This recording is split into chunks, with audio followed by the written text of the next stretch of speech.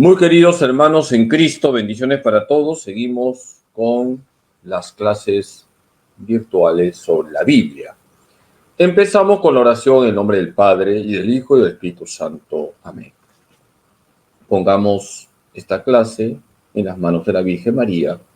Pidámosle a la Virgen, nuestra Madre, que nos ayude a escuchar la palabra de Dios y a ponerla por obra. Dios te salve María, llena eres de gracia, el Señor es contigo.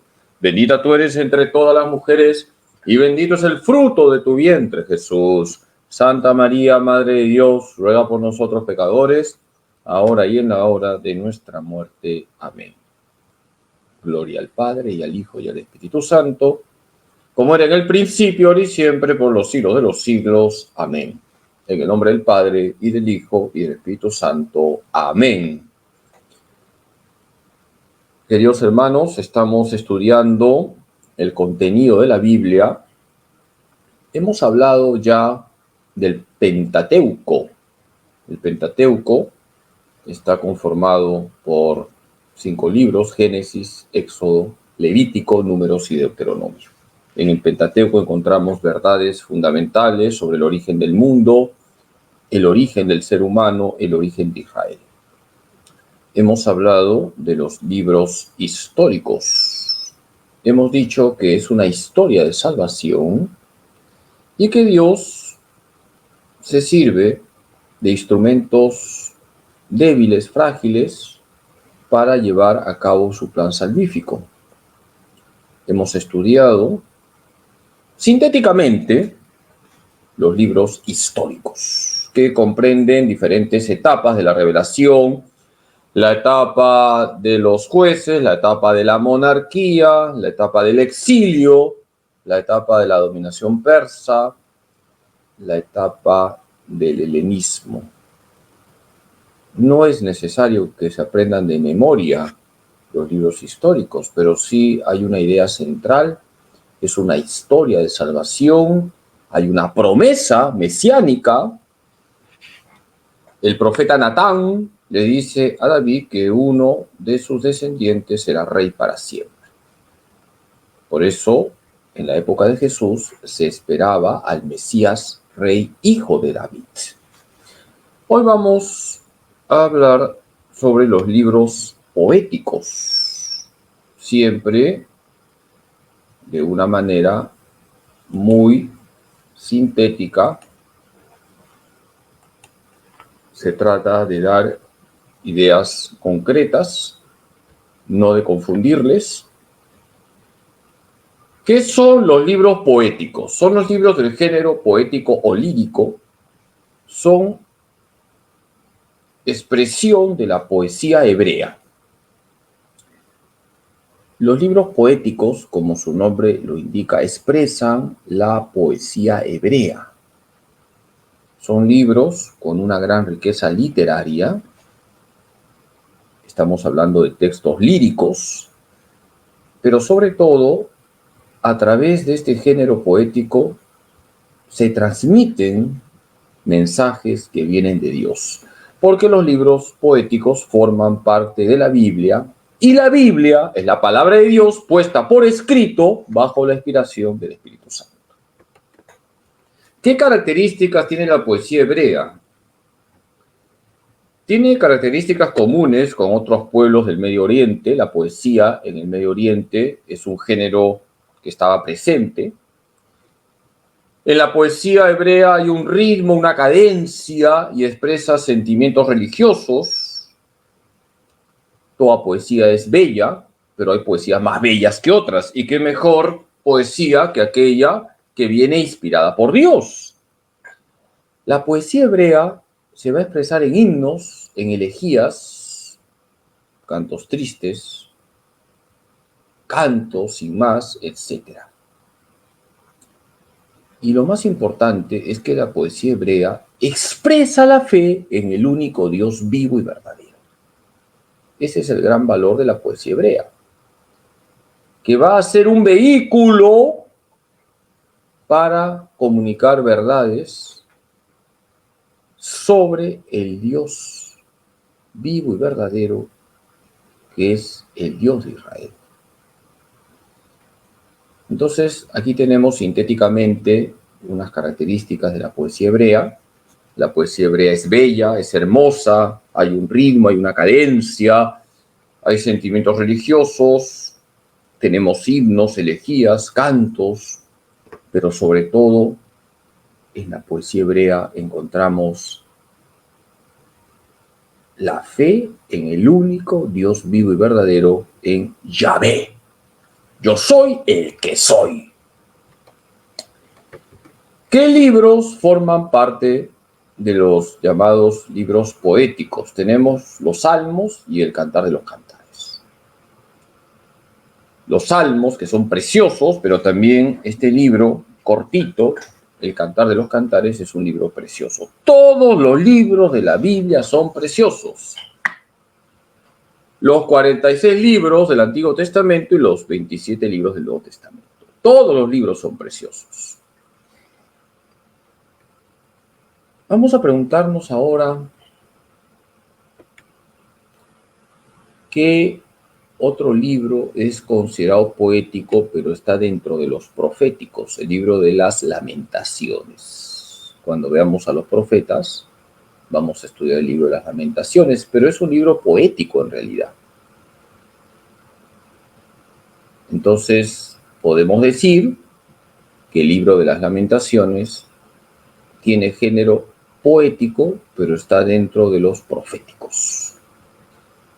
Por lo tanto, hoy no vamos a hablar del libro de las Lamentaciones, pero sí es importante que sepan que el libro de las Lamentaciones, estando dentro del grupo de los proféticos, es un libro poético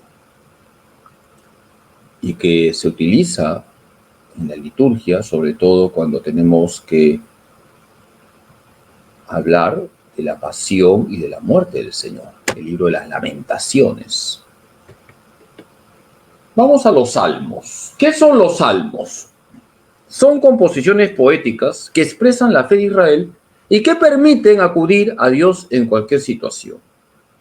Los salmos son preciosos, son poesía, pero poesía inspirada por Dios y que me lleva a Dios. Los salmos nos ayudan a orar, a entrar en diálogo con Dios. ¿Qué son los salmos? Son composiciones poéticas, es poesía que expresa la fe de Israel, la fe monoteísta, y que nos ayudan a acudir a Dios en cualquier situación. Hay salmos para cualquier situación. Cuando gana Perú o cuando pierde Perú, que es la mayoría de las veces. Por eso los salmos nunca van a pasar de moda, porque la palabra de Dios no pasa de moda. ¿De dónde viene la palabra salmo? Del hebreo mismor. Mismor es una palabra hebrea que se traduce al griego como salmos. ¿Y qué significa mismor? Es un canto acompañado con un instrumento de cuerda. Un mismor es un canto, pero no un canto cualquiera, sino un canto que está acompañado con un instrumento de cuerda. Con lo cual tenemos aquí una enseñanza. El salmo es un canto y los salmos han sido compuestos para ser cantados. Los salmos han sido compuestos, redactados para ser cantados. Salmo viene del griego salmos, que a su vez viene del hebreo mismor. Y mismor es un canto acompañado con un instrumento de cuerda. Qué bonito es cantar los salmos, pero cuando hay buena voz y buena entonación. ¿Cuántos son los salmos? Son 150. El salmo más largo es el Salmo 119, que es un canto a la ley. Los salmos, repito, son 150.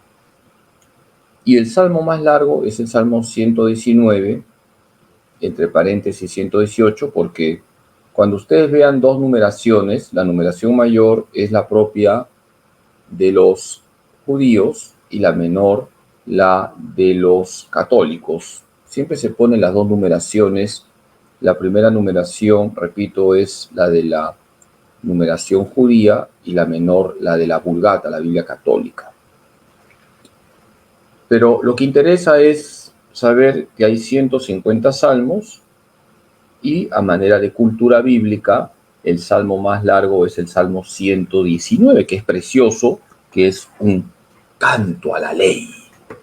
La ley de Dios no pasa de moda, la ley de Dios pone orden en mi vida, la ley de Dios pone orden en la sociedad. Por eso, dichosos los que con vida intachable siguen la ley del Señor. Dichosos los que cumplen sus preceptos y lo buscan sinceramente. Dichosos los que sin cometer ningún mal siguen sus caminos. Salmo 119, versículos 1 al 3. Por eso, todas las desgracias del mundo vienen cuando pisoteamos la santa ley de Dios. ¿Quiénes escribieron los salmos? Hay varios autores: David, Coré, Asaf, Moisés, Salomón, Emán, Etán y salmos sin autor conocido. Lo importante es que todos los salmos vienen de Dios. Ya hemos estudiado lo que significa el agiógrafo. ¿Quién es el agiógrafo? ¿Se acuerdan? Es el escritor sagrado. Tenemos varios agiógrafos: David, Coré, Asaf, Moisés, Salomón, Emán, Etán y otros anónimos, pero lo importante es que los salmos vienen de Dios.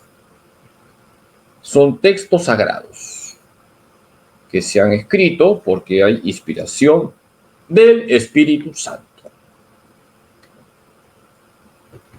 ¿Qué tipos de salmos hay? Tenemos tres grupos: los signos, las súplicas y los salmos de instrucción. Entonces, vamos a explicar brevemente los tipos de salmos que hay. Esto es importante. Los 150 salmos podemos agruparlos en tres grupos: himnos, súplicas y salmos de instrucción. Tenemos lo que sería un himno, es una alabanza a Dios. Hay salmos que nos ayudan a alabar a Dios, son himnos. Tenemos salmos que son súplicas, son peticiones llenas de fe a Dios y pueden ser proclamadas de forma individual o colectiva. Hay salmos que han sido redactados como súplicas individuales y otros salmos como súplicas colectivas. Entonces, repito, hay salmos que son peticiones, son oraciones de petición a Dios. Y tenemos los salmos de instrucción, que son enseñanzas, por eso instrucción, que nos permiten conocer verdades sobre Dios y que van a alimentar nuestra fe y nos van a dar sabiduría. Hay muchos salmos que son salmos de instrucción porque te instruyen, te enseñan quién es Dios, cómo ha actuado Dios en la historia de Israel, y también te enseñan a ser una persona sabia, no una persona necia. ¿Quién es el sabio según la Biblia? Aquel que respeta la santa ley de Dios, aquel que vive según la ley de Dios, aquel que edifica a los demás con su comportamiento que está en armonía con la palabra de Dios. Por eso es importante meditar lo que nos dicen los salmos. En los salmos hay una gran sabiduría. Dice el Salmo 53: Piensa el tonto en su interior, Dios no existe. Hay otra traducción que dice así: el necio afirma Dios no existe. Ese es el necio, el que afirma que Dios no existe, o el que vive como si Dios no existiese. Tenemos, por lo tanto, tres grupos que me llevan a hablar de tres tipos diferentes de salmos: los signos, las súplicas y los salmos de instrucción. Dentro de los signos tenemos himnos a Dios Creador, Salmo 8, himnos reales y mesiánicos, anuncian la venida del Mesías Rey, Salmo 2, himnos a Sion, la ciudad santa. Por ejemplo, cuando me dijeron, vamos a la casa del Señor, hay que estar alegres, qué alegría cuando me dijeron, vamos a la casa del Señor, es un himno a Sion. Tenemos súplicas individuales, Salmo 5, colectivas, Salmo 12, súplicas de confianza, Salmo 3, súplicas de acción de gracias, Salmo 9. Tenemos salmos de instrucción, salmos llamados históricos, Salmo 78, salmos llamados litúrgicos, Salmo 15, salmos llamados proféticos, Salmo 14 y salmos sapienciales, Salmo 1. Los salmos de instrucción enseñan la acción de Dios en la historia de Israel, salmos litúrgicos. Enseñan también verdades sobre Dios y son salmos usados en el culto de Israel, salmos litúrgicos. Enseñan la intervención futura de Dios, salmos proféticos, y enseñan un comportamiento para agradar a Dios, salmos sapienciales. Entonces, es importante saber que los 150 salmos están insertados en alguno de estos tres tipos. ¿Cuáles son? Himnos, súplicas y salmos de instrucción. Dentro de los himnos tenemos himnos a Dios Creador, himnos reales y mesiánicos, himnos a Sion, la ciudad santa, Jerusalén. Dentro de los salmos que se llaman súplicas tenemos súplicas individuales, súplicas colectivas, súplicas de confianza, súplicas de acción de gracias. Y dentro de los salmos de instrucción, salmos históricos, salmos litúrgicos, salmos proféticos, salmos sapienciales.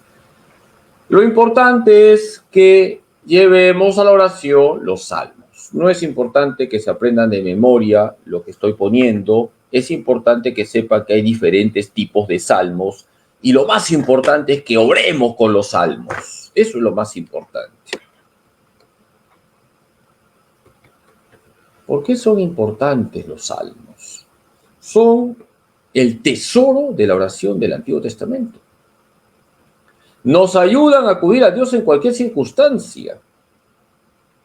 Es un medio privilegiado para entrar en diálogo con Dios en mi situación concreta, en la alegría, en el dolor, en la desesperación, etc. Por ejemplo, cuando estés desesperado, cuando todo está cuesta arriba, cuando todo es color de hormiga, te recomiendo el Salmo 69. Sálvame, oh Dios, que estoy con el agua hasta el cuello. Estoy hundido en un pantano sin fondo. No puedo hacer pie. Estoy metido en aguas profundas. Me arrastra la corriente.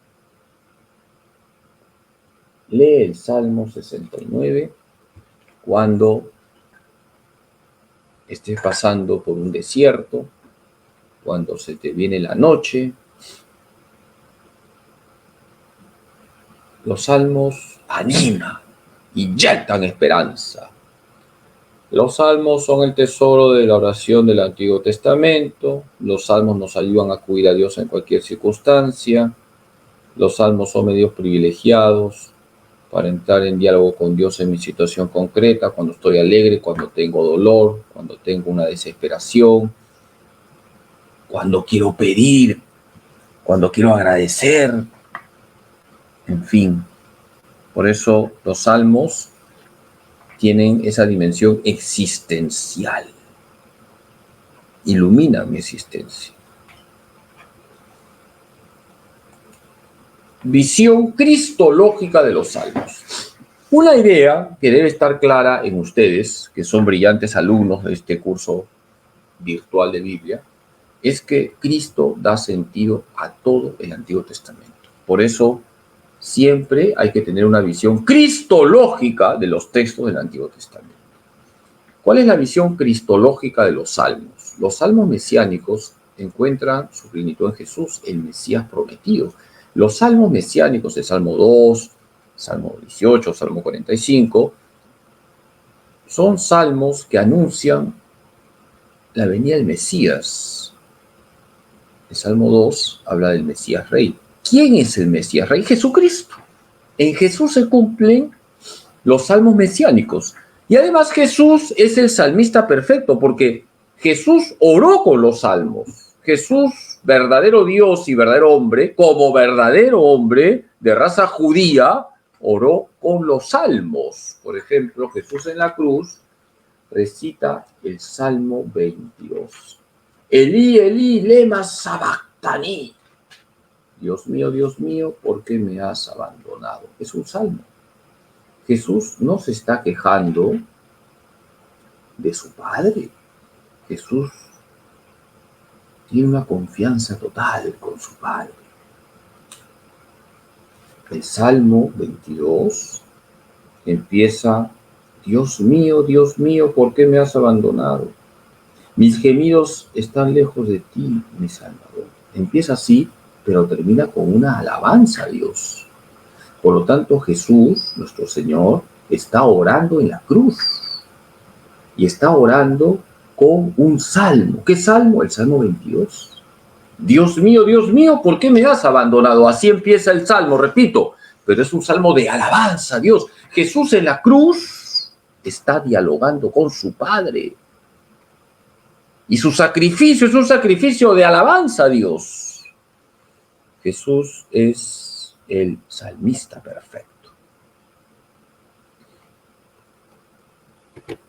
Vamos ahora con el Cantar de los Cantares. ¿Qué es el Cantar de los Cantares? Es un poema de amor. Hemos dicho que hay libros en la Biblia que tienen el género poético. Los Salmos y el Cantar de los Cantares, y también se considera el libro de las Lamentaciones, aunque el libro de las Lamentaciones está dentro del grupo de los proféticos. El Cantar de los Cantares es un poema de amor. ¿Quién escribió el Cantar de los Cantares? Se atribuye a Salomón. Hoy en día los estudios bíblicos señalan que el libro se ha redactado en el siglo III a.C., por lo tanto no lo escribió Salomón, aunque vienen tradiciones de Salomón, pero el texto, en cuanto escrito, sería redactado el siglo III a.C., aunque vengan tradiciones desde la época de Salomón. Pero lo importante es que el Cantar de los Cantares es palabra de Dios y que hay unos protagonistas. ¿Quiénes son los protagonistas del Cantar de los Cantares? Tenemos a Salomón, el amado, la Sulamita, la amada, y un coro que aparece. Si ustedes leen el Cantar de los Cantares, y hay que leer todos los libros de la Biblia, van a darse cuenta que tenemos a Salomón, la Sulamita y un coro. Salomón es el amado, la Sulamita la amada y un coro que hace como de bajo. Estamos hablando de un poema de amor, un poema muy bello de amor. ¿Y qué nos enseña el Cantar de los Cantares? Expresa la belleza del amor entre un varón y una mujer. La belleza del amor humano entre el varón y la mujer. Es decir, el amor esponsal cuando ya hay matrimonio. Y ese amor entre el varón y la mujer es un reflejo del amor entre Dios y los hombres. El varón y la mujer que se aman, cuando ese amor es verdadero, limpio, cuando es donación, es un reflejo del amor entre Dios y los hombres. Para los judíos será un reflejo entre Yahvé y el pueblo de Israel. El amor entre el varón y la mujer refleja el amor entre Yahvé e Israel. Yahvé, el esposo, Israel, la esposa. Por eso la visión cristológica del Cantar de los Cantares me lleva a decir que el amor entre el varón y la mujer es un reflejo del amor entre Cristo, el esposo, y la iglesia esposa. Y eso está en Efesios 5, 21 al 33. El amor entre el esposo y la esposa, el amor esponsal, es un reflejo del amor entre Cristo, el esposo, y la iglesia, la esposa. Lean Efesios 5, 21 al 33. El Cantar de los Cantares es un poema de amor muy bonito. No hay nada de pecado en el amor limpio entre el esposo y la esposa. Pecado es el adulterio, pecado es la infidelidad, pecado es lo antinatural. La Iglesia siempre ha enseñado que el matrimonio como sacramento es un camino de santidad. Vamos a ver la síntesis de esta clase. Les he dicho que voy a ser muy concreto. No quiero hacerles dormir, así que ya hemos terminado la clase y vamos a hacer la síntesis. Los libros poéticos expresan con un lenguaje lírico la fe en el único Dios vivo y verdadero. Son libros poéticos los Salmos y el Cantar de los Cantares. El libro de las Lamentaciones será explicado luego, cuando hable de los libros proféticos. Los salmos son un tesoro para hacer oración y nos permiten entrar en diálogo con Dios en cada circunstancia. No se olviden que hay salmos para cada circunstancia. Los salmos pueden ser himnos, pueden ser súplicas, pueden ser salmos de instrucción. Lo más importante es recitar los salmos, orar con los salmos. Jesús es el salmista perfecto. Jesús rezó con los salmos, como buen judío. El Cantar de los Cantares expresa la belleza del amor entre el varón y la mujer, que refleja el amor entre Dios y su pueblo. Les animo a que lean el Cantar de los Cantares. Tenemos como protagonistas a Salomón, el amado, la Sulamita, la amada, y el coro. Les dejo la tarea de hoy. Les animo a que mediten la enseñanza del Salmo 1. Mediten el Salmo 1. Mucha gente me dice, Padre Carlos, yo me porto bien, me saco la mugre, quiero ser honesto, pero todo me va mal, Padrecito. Todo me va mal. Estoy más salado que toalla de pescador. Todo me va mal. Y veo que al corrupto le va bien, al tramposo le va bien, al que le saca la vuelta a su esposa le va bien, y yo que quiero ser honesto, Padrecito, todo me sale mal. Medita el Salmo 1. Ahí tienes la respuesta. Medita el Salmo 1. Feliz el hombre que no sigue el consejo de los malvados, ni se entretiene en el camino de los pecadores, ni se sienta con los arrogantes, sino que pone su alegría en la ley del Señor, meditándola día y noche. Medita el Salmo 1. Ahí está la respuesta. Queridos hermanos, muchas gracias por su paciencia. Mañana vamos a hablar de los libros sapienciales. Estamos poco a poco explicando el contenido de la Biblia. Es verdad que es una explicación sintética, pero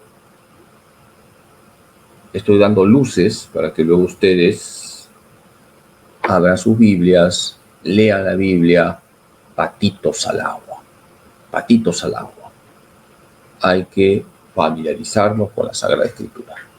Voy a darles la bendición. El Señor esté con ustedes. La bendición de Dios Todopoderoso, Padre, Hijo y Espíritu Santo, descienda sobre ustedes y permanezca para siempre. Bendiciones para todos ustedes. Rezo por ustedes. Que tengan muy buenas noches. Descansen tranquilos en los brazos de la Virgen María, nuestra Madre. Mañana nos encontramos en el Santo Rosario, 6:45 de la mañana, y luego la Santa Misa, 7:30. Que Dios Todopoderoso les bendiga y les proteja. Amén. Bendiciones. Ánimo en Jesús, José y María.